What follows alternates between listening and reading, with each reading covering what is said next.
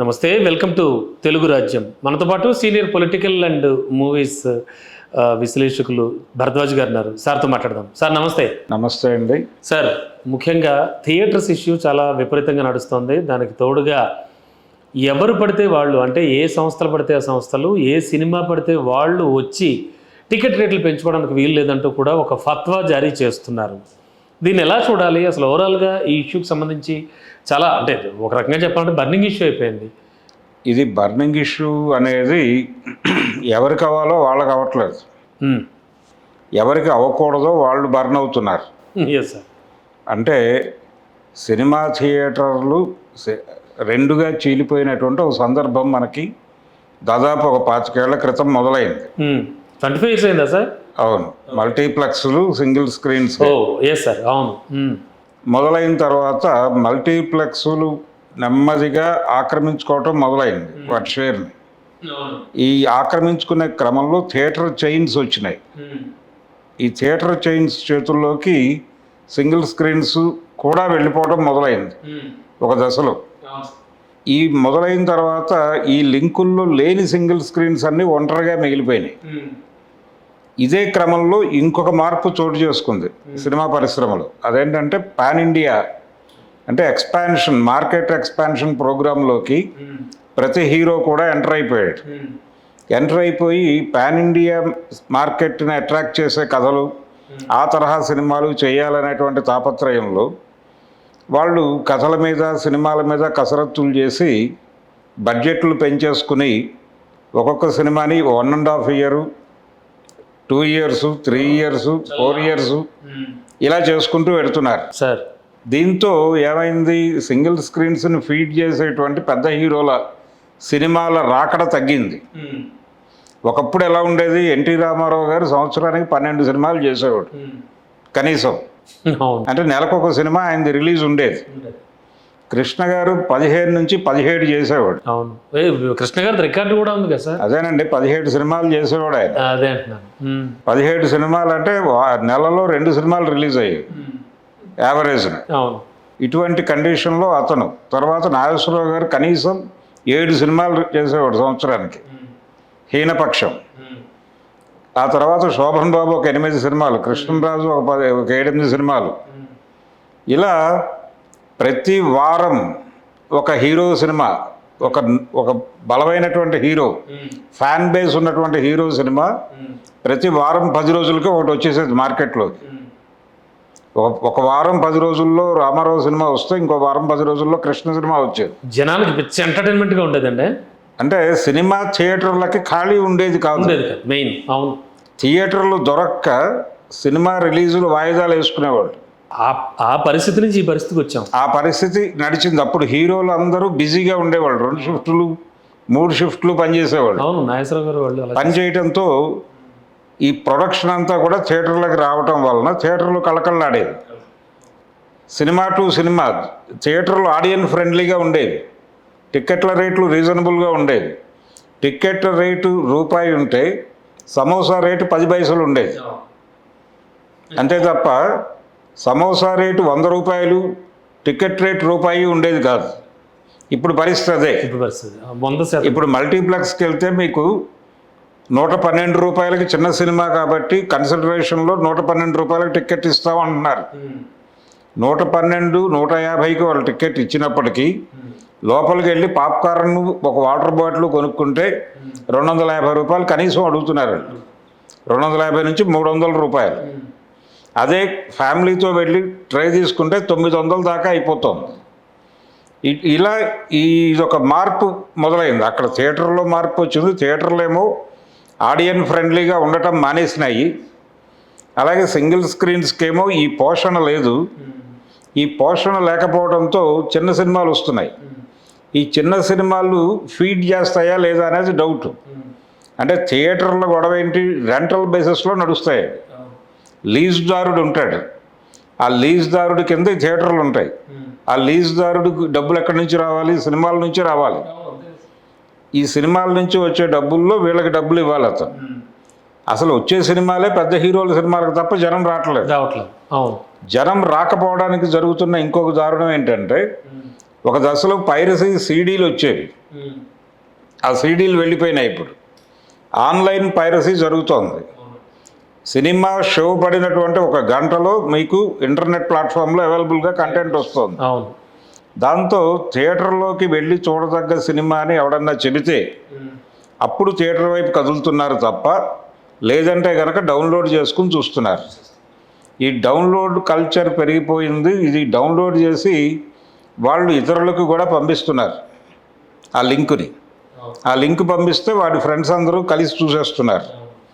ఇలాంటి పరిస్థితి, అంటే ఓటీటీలు సినిమాలను దెబ్బతీస్తాయి సినిమా హాళ్ళని అనుకునేవాళ్ళు. అది కాదు. ఓటీటీల కంటే కూడా ముందే ఈ పైరేటెడ్ ఆన్లైన్ సర్వీసెస్ అనేది దెబ్బ కొట్టేస్తుంది. అవును సార్. దాంతో చిన్న సినిమాలకి జనం ఎక్కట్లేదు. ఈ ఎక్కకపోవడం, ఎంత పాజిటివ్ రివ్యూలు ఉన్నా, ఎంత సినిమా గొప్పగా ఉందని ఎంతమంది ఎన్ని సోషల్ మీడియా ప్లాట్ఫామ్స్లో ఘోషించిన జనం ఏమనుకుంటున్నారంటే ఎక్కడ అవైలబుల్గా ఉంది కంటెంట్ అని చూస్తున్నారు. మొబైల్లో సైతం చూసేస్తున్నారు. మొబైల్లోనే సినిమా. పాకెట్ న్యూస్ రూమ్ అని ఒక కాన్సెప్ట్ గతంలో ఉండేది. అంటే వార్తలు తెలుసుకోవడానికి మీ జేబులో ఫోన్ ఉంది కదా, ఇప్పుడు పాకెట్ ఎంటర్టైన్మెంట్గా మారిపోయింది. అది ఎవరి కంపార్ట్మెంట్ వారిది, ఎవరికి కావాల్సిన ఎంటర్టైన్. రెండోది, ఇదివరకు వినోదం అంటే సినిమా ఒకటే. అవును సార్. ఇప్పుడు అలా కాదుగా. ఇప్పుడు అలా కాదు. వినోదం రకరకాలుగా మారిపోయింది. ఎవరి వినోదాన్ని వారు వెతుక్కునేటువంటి మార్గాలు ఫోన్లోనే ఉన్నాయి. థియేటర్ అనేది కేవలం ఒక భాగం మాత్రమే అయ్యింది. సినిమా వ్యాపారంలో కూడా థియేటర్ అనేది ఒక భాగం మాత్రమే. సార్, దానికి తగ్గట్టుగా సినిమా థియేటర్లో ఈ తినుబండారాలకు సంగతి చెప్పారు మీరు. ఈ స్నాక్స్ అనేవి విపరీతంగా పెంచడం అనేది కూడా, అంటే మల్టీప్లెక్స్ గొడవ. అవునండి. మల్టీప్లెక్స్లో రేట్ల గురించి మాట్లాడొద్దు అంటున్నారు. అంటే పవన్ ఊహించినట్టుగా, డిప్యూటీ సీఎం పవన్ కళ్యాణ్ అనుకుంటున్నట్టుగా వాటి మీద నియంత్రణ రావాలన్నది పవన్ కళ్యాణ్ గారి యుద్ధం మొదలు పెట్టింది సింగిల్ స్క్రీన్స్ మీద. నేను చెప్తోంది సింగిల్ స్క్రీన్స్ నష్టపోవడానికి కారణాలు ఏంటి అని చెప్తున్నా. సింగిల్ స్క్రీన్స్ అనేవి బతకలేని పరిస్థితికి రావటం వలన చాలా ఊళ్ళల్లో స్వచ్ఛందంగా చాలా సింగిల్ స్క్రీన్స్ మూతపడిపోయినాయి. అవును.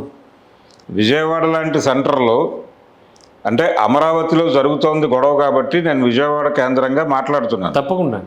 విజయవాడలో బందర్ రోడ్ నుంచి మొదలు పెడితే దుర్గామహల్ అనే థియేటర్ లేచిపోయింది, జ్యోతి మహల్ అనే థియేటర్ లేచిపోయింది, వెంకటేశ్వర అనే థియేటర్ ఉండేది, అది లేదు. ఇప్పుడు లీలామహల్ అనే థియేటర్ ఉండేది, అది లేదు. చాలా ఫేమస్ అది. వంటంలో సరస్వతి, మారుతి ఇవేవి లేవు. ఇప్పుడు శేష్ మహల్ లేదు. ఇక సినిమా, అంటే సినిమా లైన్ అనేటువంటి ఒక గాంధీనగర్ ఉంది. సినిమా డిస్ట్రిబ్యూటర్లు ఉండేవాళ్ళు. ఆ డిస్ట్రిబ్యూషన్ కంపెనీలన్నీ వెళ్ళిపోయినాయి. ఆ కంపెనీలన్నీ కూడా, ఆ కంపెనీల బిల్డింగ్స్ అన్నీ కూడా ఫుట్వేర్ ఫ్యాబ్రికేషన్ వర్క్స్తో నడుస్తున్నాయి ఇప్పుడు ప్రస్తుతం. అదొక దారుణం. అయితే ఇంకొక దారుణం ఏంటంటే, కళ్యాణ్ చక్రవర్తి, కపర్తి అని 2 థియేటర్స్ ఉండేవి, రామారావు గారి థియేటర్లు. ఆయన కట్టించుకున్నవి, వాళ్ళ తమ్ముడికి వెళ్ళినాయి ఆస్తుల పంపకాలు. ఆ 2 థియేటర్లు తీసేసి కాంప్లెక్స్ కడుతున్నారు అక్కడ. షాపింగ్ కాంప్లెక్స్ కమ్ రెసిడెన్షియల్, అవి లేవు. శాంతి, ప్రశాంతి అని 2 థియేటర్లు ఉండేవి, అవి లేవు. రాధా థియేటర్ అని ఉండేది, అది లేదు. ఓరోసీ కాంప్లెక్స్ని ఐనాక్స్ వాళ్ళు తీసుకుని మల్టీప్లెక్స్ చేశారు దాన్ని. ఇది కండిషన్. దాంతో మిగిలిన స్క్రీన్లన్నీ సింగిల్ స్క్రీన్స్ మొత్తం కలిపి 6 7 ఉన్నాయి అంతే. 40 థియేటర్లతో నడిచినటువంటి విజయవాడ సింగిల్ స్క్రీన్స్ 4 నుంచి 5 స్క్రీన్లకు పడిపోయింది. సార్, ఈవెన్ ఇఫ్ మీ కాకినాడలో కూడా అంతేగా. సినిమా రోడ్ అని ఉంటుంది, చాణక్య చంద్రగుప్త, చాలా థియేటర్లు ఉండేవి. అవి కూడా ఆల్మోస్ట్ ఆల్ అయితే ఈ ఐనాక్స్ లాగా ఇలా ఒక మల్టీప్లెక్స్లుగా మారిపోయి మొత్తానికి తీసేశారు. కళ్యాణ మండపాల్లో మార్చేశారు. ఇది సింగిల్ స్క్రీన్స్ గొడవ. వాళ్ళ కారణం ఏంటంటే జనాలు రావట్లేదు థియేటర్కి. జనాలు థియేటర్లకు సింగిల్ స్క్రీన్కి అంటే మల్టీప్లెక్స్ గొడవ ఏంటంటే, మల్టీప్లెక్స్ అనేది ఒక ఎక్స్పీరియన్స్, అది థియేటర్కల్ ఎక్స్పీరియన్స్ మాత్రమే కాదు, అది ఒక ఈవెంట్ సెలబ్రేటివ్గా వెళ్తారు అక్కడికి.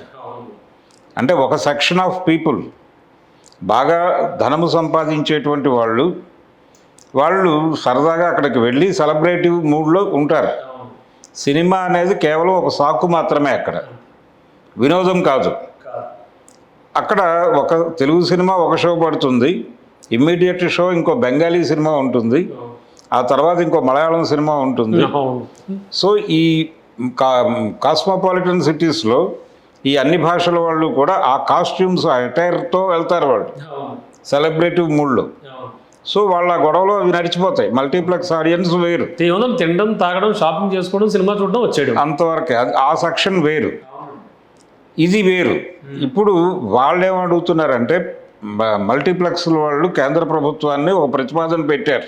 ఏంటి సార్ అది? వాళ్ళు ఏమంటారంటే సినిమా థియేటర్లో కూడా మందు ఎలో చేయండి, ఎగ్జాక్ట్లీ సార్, అవును, డ్రింక్ ఎలో చేయండి అని అడుగుతున్నారు. అంటే సినిమా అనేది సెంట్రల్ గవర్నమెంట్ కూడా చర్చ జరుగుతుందా ప్రయోగాత్మకంగా కర్ణాటకలో ఏదో బెంగళూరులో ప్రవేశపెడదాం, ఏదో రకరకాల ప్రపోజల్స్ ఉన్నాయి కానీ ఇంకా పూర్తి స్థాయిలో ఇదైతే ఏకీభావం రాలేదు. అయితే సినిమా అనేది మందులో మంచిగా మారిపోయింది అక్కడ.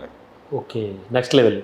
అది అక్కడ కండిషన్. మల్టీప్లెక్స్ అనేది అదొక ఎక్స్పీరియన్స్, కానీ సినిమా కోసమే వెళ్ళే ప్రేక్షకుల కోసం ఉన్నటువంటి సింగిల్ స్క్రీన్స్ ఇవి కూడా మల్టీప్లెక్స్ తరహాలో మార్నింగ్ 2 షోలు ఒక సినిమా, తర్వాత 2 షోలు ఒక సినిమాలు వేస్తున్న సందర్భాలు కూడా ఉన్నాయి. ఓకే, సింగిల్ స్క్రీన్స్ లో. అయినప్పటికీ జనం రావట్లేదు, కన్ఫ్యూజ్ అయిపోయి. దీంతో ఏం చెయ్యాలి? థియేటర్ని నడపాలంటే 20 మంది ఉండాలి స్టాఫ్, కనీసం 20 నుంచి 25 మంది పనిచేస్తే కానీ ఒక షో నడవదు. వచ్చే ప్రేక్షకులు 10-15 మంది ఉంటే షో వేస్తే ఈ 20 మంది ఎలా వేస్తారు షో? అందుకని విజయవాడ అప్సరా థియేటర్ అది రీసెంట్గా మూసారు. అంటే అడవిరాముడు, యమగోళ లాంటి సినిమాలు సంవత్సరాల పాటు ఆడినటువంటి థియేటర్ అది. ఆ థియేటర్ ప్రస్తుతం జనం రావడం లేదు అనే ఒక్క సాకుతో అలా క్లోజ్ చేసి పెట్టారు. ఏం చేయాలో అర్థం కావట్లేదు మాకు అని మీడియా ముఖంగా మాట్లాడాడు ఆయన. ఇది కండిషన్. ఈ పరిస్థితుల్లో సింగిల్ స్క్రీన్స్కి ఉన్నటువంటి సమస్య ఏంటంటే వాళ్ళు రెంటల్ బేసిస్లో ఉన్నారు. ఇప్పుడు పెద్ద సినిమాలు పడినప్పుడు మాకు కమిషన్ ఇవ్వండి అని అడుగుతున్నారు. చిన్న సినిమాలకు కమిషన్ ఇస్తే వాళ్ళకేం రాదు, ఈ రెంట్ కూడా రాదు. కాబట్టి జనరల్గా రెంట్ గొడవే. కానీ ఇప్పుడు ఏది పెద్ద హీరోల సినిమాలు పడినప్పుడు మాకు కొంచెం బ్రీతింగ్ స్పేస్ ఇవ్వండి, కొంచెం ఎక్కువ డబ్బులు ఇవ్వండి మాకు. దాంతోపాటు రెగ్యులర్గా పెద్ద హీరోల సినిమాలు పడ్డప్పుడు ఏమవుతుందంటే ప్రతి వారం 10 రోజులకి ఒక పెద్ద హీరో సినిమా పడిపోయింది అనుకోండి, రెంటల్ బేసిస్లో ఉన్నా కానీ వాళ్ళకి పెద్ద నష్టం ఉండదు. ఎందుకంటే ఇతర వ్యాపారాలు నడుస్తాయి అక్కడ. ఏది పార్కింగు, క్యాంటీన్లు, వీటి మీద కథ నడిచిపోతుంది. ఎప్పుడైతే జనం 10 మంది 20 మంది వస్తారో పాప్కార్న్లు అమ్ముడవు, ఏమీ అమ్ముడవు. పార్కింగ్ 20 రూపాయలు కాదు 100 రూపాయలు పెట్టినా ఏమీ నడవదు అక్కడ. ఇటువంటి పరిస్థితుల్లో వాళ్ళు మాకు పెద్ద సినిమాలు పడినప్పుడు కొంచెం ఎక్కువ డబ్బులు మిగిలేలాగా, అంటే మిగిలిన టైం రన్ అయ్యేలాగా మాకు ఏదైనా ఒక ఏర్పాటు చేయమని అడుగుతున్నారు ఛాంబర్ని, నిర్మాతల్ని, అలాగే ఇతర సినిమాకి సంబంధించి అన్ని బాడీస్ని వాళ్ళు అడుగుతున్నారు. ఇది ఒక దశలో సురేష్ బాబు గారు లాంటి వాళ్ళు అంగీకరించారు, కానీ అది పెండింగ్ పడిపోతూ వస్తుంది. ఏదో కొంత పర్సంటేజ్ తీసుకోండి అన్నారు, మధ్యలో వీళ్ళు లీజుదారులు ఎంటర్ అయిపోయి వాళ్ళకి గందరగోళం కొంత. ఈ ప్రాబ్లం వలన మేము అసలు సినిమా థియేటర్లు క్లోజ్ చేసేద్దాం అనుకుంటున్నాము అని వారు అన్నారు. వారు అన్న టైంలోనూ, ఈ డిస్కషన్స్ జరుగుతున్నటువంటి టైంలోనూ హరిహర వీరమల్లు అనే సినిమా రిలీజ్ డేట్ అనౌన్స్మెంట్ కాలా. అది నిర్ణయం జరుగుతున్న టైంలో వీళ్ళు రిలీజ్ డేట్ అనౌన్స్ చేశారు. వీళ్ళ రిలీజ్ డేటు వాళ్ళ క్లోజ్ చేస్తామన్న ఇది ఒకే టైంలో జరిగింది. దాంతో మా సినిమా రిలీజ్ని అడ్డుకోవడానికే మీరు థియేటర్లు క్లోజ్ చేస్తున్నారు అంటున్నారు వీళ్ళు. ఇది తప్పు. వీళ్ళ సినిమా మల్టీప్లెక్స్లో కదా ఇప్పుడు ఆడుతోంది. సింగిల్ స్క్రీన్స్ పోతే ఏముంది మీకు? మల్టీప్లెక్స్లో హ్యాపీగా మీ సినిమా అనేక షోస్ వేసుకొని కోట్లాది రూపాయలు మీరు సంపాదించుకోవచ్చు, మీకు వచ్చిన నష్టమేం లేదు. ఈ ఉన్న 4-5 చెదురుమదురు సింగిల్ స్క్రీన్స్ పోతే మీకు వచ్చిన నష్టమేం లేదు కదా. అయినప్పటికీ ఆయన కొంచెం అగ్రెసివ్గా రియాక్ట్ అయ్యి నేను మీకు టికెట్ల రేట్లు చేసుకోవడానికి అవకాశం కల్పించాను, మీరు ముఖ్యమంత్రి గారిని కలవకుండా నన్ను మాత్రమే కలిశారు, ముఖ్యమంత్రి గారిని కలవమన్నా మీరు కలవలేదు. టికెట్ల రేట్లు పెంపు కోసం అయితేనే మేము గుర్తొస్తామా? ఇంత నెగ్లిజెన్సీనా అంటే ప్రభుత్వాలను మీరు పట్టించుకోరా అన్న టోన్లో ఆయన చాలా అగ్రెసివ్గా రియాక్ట్ అయ్యాడు. రెండోది రిటర్న్ గిఫ్టా నాకు పరిశ్రమ కోసం ఇంత చేస్తే, ఇంత ఆలోచిస్తుంటే మీరు నా సినిమా రిలీజ్ టైంలో థియేటర్లు క్లోజ్ చేస్తాం అంటారా అని కోప్పడ్డాడు ఆయన. అయితే ఇక్కడ ఆలోచించాల్సిన విషయం ఏంటంటే ఇది అనవసరంగా కోప్పట్టమే, దానివలన ప్రయోజనం లేదు. ఆయన నిజంగా పరిపాలకుడు అయి ఉంటే, ఆయన ఒక మంచి పరిపాలకుడు అయి ఉంటే ఆయన చేయవలసిన పని ఏమిటంటే థియేటర్లు సమ్మె అనగానే వాళ్ళని పిలిచి మాట్లాడాలి. ఆయన ఇండస్ట్రీ మనిషి కాబట్టి పిలిచి ఏంటి ప్రాబ్లం ఏంటి అని అడగాలి కూల్గా. అడిగితే వాళ్ళు ఏదో చెప్పుకుంటారు, అయ్యా ఇది సమస్య చూడండి, అయ్యా వాళ్ళకి ఆ సినిమా రిలీజ్ టైంలో ఏదో 4 డబ్బులు వచ్చేటట్టు చూడండి, మళ్ళీ 2-3 నెలలు పెద్ద సినిమాలు ఉండవు కదా, వాళ్ళకి ఏదో ఫీడింగ్ కావాలి కదా, అందుకని కొంచెం ఏదో ఒక 10 రూపాయలు పెంచి ఇవ్వండాను ఏదో ఒకటి ఒక పరిష్కార మార్గం చెప్పేస్తే అయిపోయేది. అప్పుడు మిమ్మల్ని దైవంగా వాళ్ళు భావించేవాళ్ళు, ఇండస్ట్రీ భావించేది, ఒక మంచి మార్గదర్శనం చేసినటువంటి వ్యక్తిగా మీరు ఉండేవారు. అలా కాకుండా ఈయన కోప్పడేసరికి సరే ఫైనల్గా ఆయన ఇంకో మాట కూడా వాడేశారు అక్కడ. ఏంటండి? ఈ థియేటర్లు అన్నీ కంట్రోల్ చేస్తున్నారు పెద్ద మనుషులు, ఆ నలుగురు, ఈ ప్రచారం అంతా కూడా వచ్చేసింది దీనిలోకి. వెంటనే ఇండస్ట్రీలో ఆ నలుగురు అని చెప్పి దాసరి గారు ఎప్పుడో 25 ఏళ్ల క్రితం అన్నమాట, ఆ మాట మళ్ళీ ఒకసారి వెలుగులోకి వచ్చింది. వెలుగులోకి వచ్చి ఆ నలుగురిలో ఇప్పుడు 2 ఆల్రెడీ కన్ఫెషన్ స్టేట్మెంట్లు ఇచ్చారు లొంగుబాటు ప్రకటనలో. 2, ఇంకో 2 ఉన్నారు, వాళ్ళిద్దరూ కూడా ఈరోజు రేపో ఇచ్చేస్తారు. ఇంకో 2 సురేష్ బాబు అలాగే వీళ్ళు ఏషియన్ నారంగ్ వాళ్ళు, వారు కూడా వచ్చి సారీ బాస్ అనేస్తారు. ఆ తర్వాత అందరూ కలిసి వెళ్ళి వారి కోరిక మేరకు చంద్రబాబు గారిని సత్కరించి వస్తారు అంతే. అయితే సురేష్ బాబు గారు చంద్రబాబు గారు అరెస్ట్ అయిన టైంలో ఒక ప్రెస్ మీట్లో ఆయన ముందుకు ఆ ప్రశ్న వచ్చింది, చంద్రబాబు అరెస్ట్ మీద మీ స్పందన ఏమిటి అని. అంటే పొలిటికల్ వ్యవహారాలు ఇక్కడ వద్దులేండి అన్నాడు ఆయన. అది కొంచెం సీరియస్గానే తెలుగుదేశం శ్రేణులు పట్టించుకున్నట్టుగా అనిపిస్తోంది. దానికి ఆయన ఏదో విధంగా ఒక ఎక్స్క్యూజ్ చెప్పుకోవాల్సిన అవసరం ఉంది ఆయనకి, ఓ సెన్సిటివ్ వ్యవహారంగా మారింది అది. కాబట్టి ఇలాంటి ఉంది, ఆయన కూడా రేపు ఎల్లుండో వచ్చే సారీ చెప్పేస్తాడు సామూహికంగా. అలాగే వాళ్ళు ఏషియన్ వాళ్ళు కూడా ఒకసారి చెప్పేస్తారు.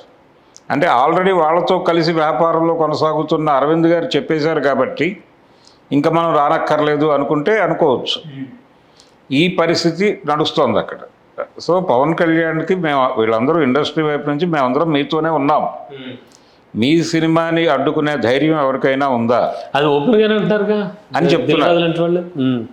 దిల్ రాజు ఒకటేగా, ఛాంబర్లో ఉన్నటువంటి పెద్ద మనుషులు ప్రసన్న కుమార్ గారు ఇలాంటి వాళ్ళు కూడా మీడియా ముందుకు వచ్చి మాట్లాడేశారు, అయ్యా మీ సినిమాని అడ్డుకునేంత దమ్ము ఎవరికీ లేదు, మీకోసం కాదు, అది ఆల్రెడీ జరుగుతున్నటువంటి వ్యవహారం, కాబట్టి అది ఎలా ఏమిటి అనేది చర్చించి నిర్ణయం తీసుకుందాం, మీ సినిమాకి ఏ ఇబ్బంది ఉండదు అనేది వచ్చేసింది, బయటకు అయిపోయింది.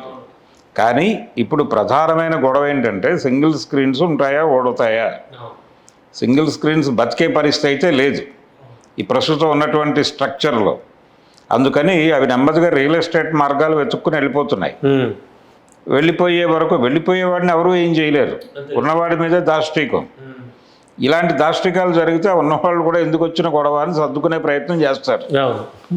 ఈ సర్దుబాటు జరిగితే అంటే ఇప్పుడు సినిమా రిలీజ్ అయినప్పుడు కటౌట్లు పెట్టి పాలాభిషేకాలు చేయటం ఇలాంటి హడావిడి జరగాలంటే సింగిల్ స్క్రీన్స్ ఉండాలి, కనీసం నగరానికి ఒకటైనా ఉండాలి శాంపుల్గా. అక్కడ వరకు ఉంచి మిగిలినవి క్లోజ్ అయిపోయే పరిస్థితి అయితే స్పష్టంగా తేటతెల్లం అయిపోయింది గొడవతో. ఇప్పుడు థియేటర్ అనేది ఎలా మారుతుంది, మల్టీప్లెక్స్ ఆడియన్స్ వేరు, మనం ఇందాక మాట్లాడుకున్నట్టు ఆ గోల వేరు. ఇప్పుడు సింగిల్ స్క్రీన్స్ బతకాలి అంటే జనం సినిమాకి వెళ్ళాలంటే పైరసీ నుంచి థియేటర్కి నుంచి డబ్బులు రావాలంటే ఒకటే మార్గం ఉంది. ఏంటి సార్ అది? ఆ మార్గం ఏంటంటే కమ్యూనిటీ థియేటర్లు. కమ్యూనిటీ థియేటర్లు అంటే ప్రతి అపార్ట్మెంట్లోనూ ఒక థియేటర్ నిర్మించడం, ఒక 100 కెపాసిటీతో, అక్కడ 50 రూపాయలు 60 రూపాయలు ఆ కండిషన్ని బట్టి ఒక టికెట్ రేట్ స్లాబ్ పెట్టేస్తే మీ ఇంట్లో వండుకున్న వస్తువులే తెచ్చి ఇక్కడ కూర్చుని తినండి. అలాగే బాంబే కాలనీస్ ఉన్నాయి, వాల్మీకి ఆవాస్ యోజన అని సెంట్రల్ గవర్నమెంట్ స్కీమ్లో వచ్చిన గృహ సముదాయాలు ఉన్నాయి. అలాగే ఇందిరమ్మ ఇళ్ళు, ఎన్టీఆర్ ఇళ్ళు, వైఎస్ఆర్ ఇళ్ళు ఇలాంటి కాలనీస్ ఉన్నాయి. డబుల్ బెడ్రూమ్ ఇల్లు, ఈ డబుల్ బెడ్రూమ్లు కేసీఆర్ గారివి, వీటన్నిటి దగ్గర కూడా ఒక కమ్యూనిటీ థియేటర్ని నిర్మించాలి ప్రభుత్వం చొరవ చేసి. నిర్మించి వాళ్ళ ఇంటి దగ్గరే సినిమా కాలినడకన వస్తారు. ఇంట్లో వండుకున్న చేగోడీలు లేకపోతే ఇంట్లో వండుకున్నటువంటి జిలేబీలో పట్టుకుని వస్తారు. వచ్చి కూర్చుని సరదాగా సినిమా చూసి వెళ్ళిపోతారు ఒక 50 రూపాయలు పెట్టి. ఇది గనక చేయగలిగితే సింగిల్ స్క్రీన్ అనేది బతుకుతుంది. ఓకే. థియేటర్కల్ రైట్స్ అమ్ముకోవటం, ఇప్పుడు సినిమాకి రెవెన్యూ ఇది ఒకటే కాదు, 100 రకాల రెవెన్యూ సోర్సెస్ వచ్చేసి థియేటర్కల్ రైట్స్ అనేది ఒక భాగంగా మారింది. వినోదంలో సినిమా అనేది ఎలా భాగంగా మారిందో సినిమాకు వచ్చే రెవెన్యూలో థియేటర్కల్ రైట్స్ ద్వారా వచ్చే డబ్బులు ఒక భాగం మాత్రమే. ఆ భాగాన్ని బతికించుకోవాలంటే మీరు కమ్యూనిటీ థియేటర్లకి వెళ్ళిపోవడం తప్ప మార్గం లేదు. ఇప్పుడు ఉన్నటువంటి సింగిల్ స్క్రీన్స్ అన్నీ కూడా ప్రైమ్ లొకేషన్స్లో ఉన్నాయి. ఈ ప్రైమ్ లొకేషన్స్లో వాళ్ళు ఏదైనా కాంప్లెక్స్లుగా మారిపోతారు. ఆల్రెడీ మారిపోతున్నాయి చాలామంది, ఇవి కూడా మారిపోతాయి. మారిపోయిన తర్వాత ఇప్పుడు వాటి పరిస్థితి గడ్డు రోజులే. కాంప్లెక్స్లు నిర్మించినప్పటికీ ఏ వ్యాపారమైనా సరే ఆన్లైన్లోకి వెళ్ళిపోయిన తర్వాత భారీ మాల్స్ అవి సస్టైనబిలిటీలో లేవు. అంటే అక్కడికి వెళ్ళి షర్టు ఆది చూసుకుని ఆన్లైన్లో ఆర్డర్ ఇచ్చేసి ఇంటికి తెప్పించుకుంటున్నారు. ఇంటికి వచ్చేస్తుంది. అదే ఇంటికి రావడం వల్ల ఏమవుతుందంటే అక్కడికి వెళ్ళి సైజులు చూసుకోవడానికి, అంటే షోరూమ్ అనేది షోరూమ్గా మాత్రమే ఉంది తప్ప అక్కడ సేల్ జరగట్లేదు. సో పెద్ద పెద్ద కాంప్లెక్స్లు కట్టేసి విండో షాపింగ్ ఏం చేయాలో అర్థం కాక కాంప్లెక్స్లు కట్టిన వాళ్ళందరూ చేతులు అలా పెట్టి కూర్చుని ఉన్నారు. అదొక గందరగోళం, అదొక క్రైసిస్ నడుస్తుంది. ఇన్ని గందరగోళాల మధ్య సింగిల్ స్క్రీన్స్ ఉన్నాయి ఇప్పుడు. అందుకని సింగిల్ స్క్రీన్స్ని అవి ఎలాగూ వెళ్ళిపోతాయి. దాని మీద అనవసరమైన రాద్ధాంతం చేసుకుంటున్నారు వీళ్ళు. ఎలాగూ వెళ్ళిపోతాయి. ఈరోజు కాకపోతే ఇంకొక 10 రోజులకు వెళ్ళిపోతాయి అంతే. ఆ వెళ్ళిపోయే దాని మీద అనవసరమైన వివాదం చేసి అనవసరంగా ఈగోస్కి వెళ్ళి ఘర్షణలు పడి ఇంత గందరగోళం చేస్తున్నారు. అందుకని సింగిల్ స్క్రీన్ మరణానికి ఇన్ని కారణాలు ఉన్నాయి. కర్ణుడి చావుకి కారణాలలాగా ఇందులో సింగిల్ స్క్రీన్ మరణానికి ఒకటి రెగ్యులర్గా పెద్ద హీరోల సినిమాలు లేకపోవడం, అలాగే సినిమాలు పైరసీ కావటం, ఆన్లైన్ పైరసీ రెండో కారణం. మూడోది ఏంటంటే థియేటర్లు అనే దానికి వెళ్ళటానికి జనాలు సుముఖంగా లేరు కరోనా తర్వాత. ఇది ఓటీటీ వలన అనుకున్నారు. ఓటీటీ కాదు, పైరసీ వలన. ఓటీటీలు కూడా దెబ్బ కొట్టట్లేదు. ఈ పైరసీ అనేది కిల్ చేయగలిగితే కొంతవరకు థియేటర్లు బతుకుతాయి. సో ఇప్పుడు వీళ్ళు చేయవలసిన పని ఏంటంటే థియేటర్ల వాళ్ళతో యుద్ధం కాదు, ఐ బొమ్మలు మిగిలిన బొమ్మలతో యుద్ధం చేయగలిగితే మీ సినిమాలు బతుకుతాయి, సింగిల్ స్క్రీన్స్ కొంతమేరకు ఊపిరి పీల్చుకుంటాయి. అది చేయకుండా మిగిలిన మాటలు ఎన్ని మాట్లాడినా నిష్ప్రయోజనం, వృధా ప్రయాస. అంతే. మరి ఇప్పుడు డిప్యూటీ సీఎం పవన్ కళ్యాణ్ భావించినట్టు, ఆయన అనుకుంటున్నట్టు, చెప్తున్నట్టు ఈ స్నాక్స్ ఖరీదు తగ్గించాలి. ఏంటి ఇంత ముక్కు పిండి వసూలు చేస్తున్నారు? అది మల్టీప్లెక్స్ గొడవ. అవునండి, మల్టీప్లెక్స్లో సింగిల్ స్క్రీన్స్లో పర్వాలేదు, రీజనబుల్ రేట్లోనే అమ్ముతున్నారు. ఓ 10 రూపాయలు పెంచి అమ్ముతున్నారు కానీ రీజనబుల్గానే ఉంది. మల్టీప్లెక్స్ వాళ్ళ దగ్గరికి రానివ్వరు. అది చైన్లో ఉంది, చైన్లో భాగం అది. ఓకే. సో మల్టీప్లెక్స్ని ఏం చేయలేము ఎవరు కూడా. ఇప్పుడు నిర్మాతల సమ్మె జరిగింది కరోనా అనంతరం. నిర్మాతల సమ్మె జరిగినప్పుడు వాళ్ళు తీసుకున్న నిర్ణయం ఏంటంటే మల్టీప్లెక్స్లో స్నాక్స్ రేట్లు తగ్గింపు అనేది ఒక డెసిషన్, రెజల్యూషన్. అది ఏమీ అమలు కాలేదు. అదే కదా.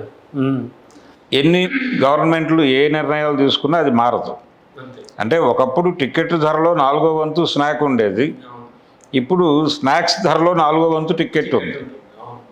ఇది ఈ పరిస్థితి మార్చడానికి అంటే కూడా ముందు పైరసీని అరికట్టడానికి ఏమైనా చేయగలవా అనేది ఆలోచించాలి. ఓకే అండి. ఈ టెక్నాలజీ యుగంలో, ఈ టెక్ యుగంలో అది ఆన్లైన్లో సినిమా ఎందుకు అవైలబుల్గా వస్తుంది, దాన్ని గనక అడ్డుకోగలిగితే ఈ ప్రాబ్లమ్స్ అన్నీ సాల్వ్ అయిపోతాయి. కొంతవరకు థియేటర్లు ఊపిరి పీల్చుకుంటాయి, ఉన్న థియేటర్ల వరకు, ఉన్న సింగిల్ స్క్రీన్స్. ఓకే అండి. పవన్ అప్రోచ్ ఎలా ఉంది సార్ ఇప్పుడు? అంటే పవన్ కళ్యాణ్ అప్రోచ్ ఈ సినిమాలకు సంబంధించి ఆయన అగ్రెసివ్గా మాట్లాడేసాడు అంతే. ఆయన అగ్రెసివ్గా ఉన్నాడు. అలాగే సినిమాటోగ్రఫీ మంత్రి కందుల దుర్గేష్ గారు కూడా కొంచెం అగ్రెసివ్గా మాట్లాడేశాడు. ఆ మాట్లాడేయటం వలన అవతల వాళ్ళకి కొంత సంధిచ్చారు. ఆ సంధి ఇవ్వడంతో పేర్ని నాని లాంటి వాళ్ళు రెచ్చిపోయి మాట్లాడేస్తున్నారు. అవునండి. ఇది పరిస్థితి. అందుకని రెగ్యులర్గా పెద్ద హీరోల సినిమాలు ఎక్కువ రావాలి. అంటే ఆ మధ్య ప్రభాస్ అన్నట్టు ఏడాదికి 2 రిలీజులు పెట్టుకోవాలనుకుంటున్నాను నేను అన్నాడు. ప్రాక్టీస్లో కాలేదు, కానీ కనీసం సంవత్సరానికి నెలకొక సినిమా పెద్ద హీరోలు వచ్చేది, ఒక్కొక్క హీరో. అవును. ఆ పరిస్థితి లేదు అనేది అర్థమైపోయింది కాబట్టి కనీసం సంవత్సరానికి ఒక సినిమా, సంవత్సరానికి ఒక పెద్ద హీరో సినిమా వచ్చినా చాలు థియేటర్లు కొంత మేరకు. ఆ మిగిలిన రోజుల్లో ఏదో బ్రీతింగ్ స్పేస్ అది చేయగలిగితే బతుకుతాయి. Definitely sir. Thank you sir. Thank you. Hello, Telugu Rajyam channel చూస్తున్నారా? సామాజిక రాజకీయ జీవన చిత్రణే తెలుగు రాజ్యం. అతిశయోక్తులు అసత్యాలు ఉండవు. రాజకీయ కోణం కాదు, ప్రజా కోణమే కొలబద్ద. తెలుగు రాజ్యం వీక్షణ మీ ఉత్తమ అభిరుచికి నిదర్శనం.